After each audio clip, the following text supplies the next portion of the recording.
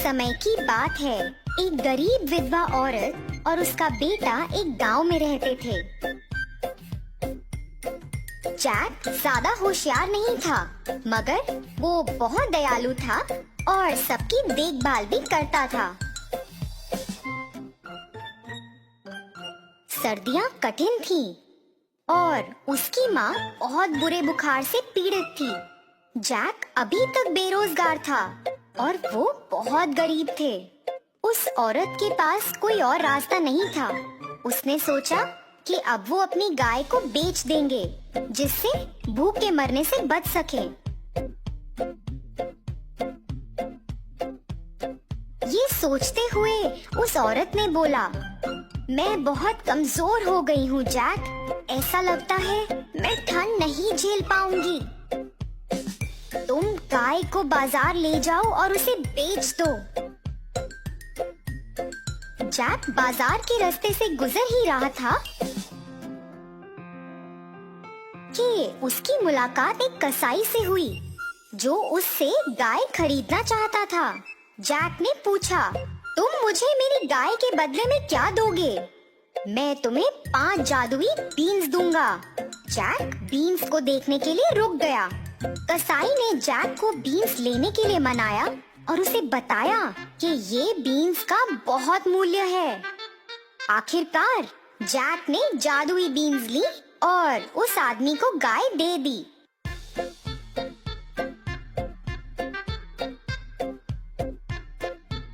जब घर पहुंचा और अपनी माँ को बीन्स दिखाए, तब वो बहुत गुस्सा करने लगी।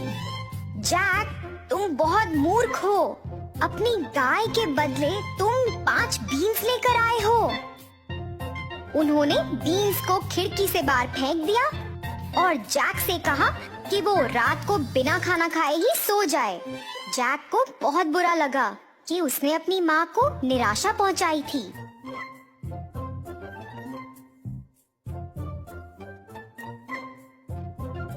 अगले दिन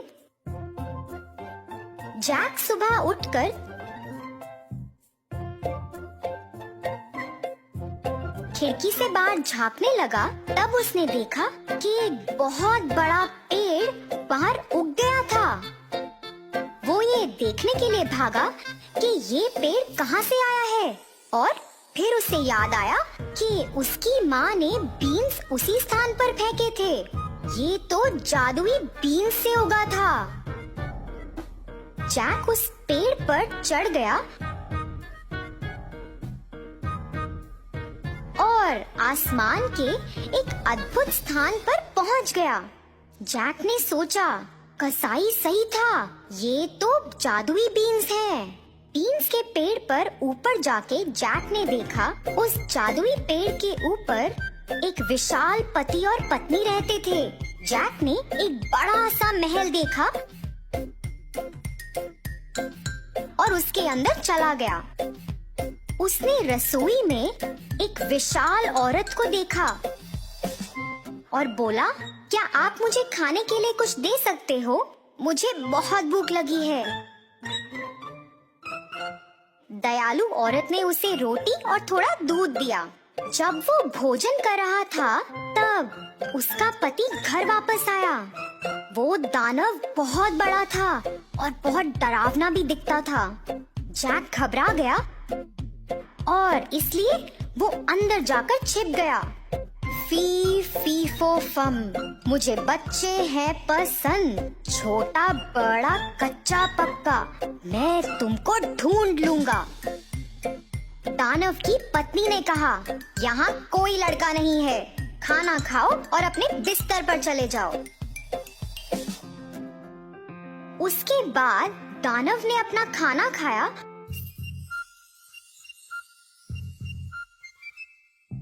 और फिर अपने कमरे में चला गया।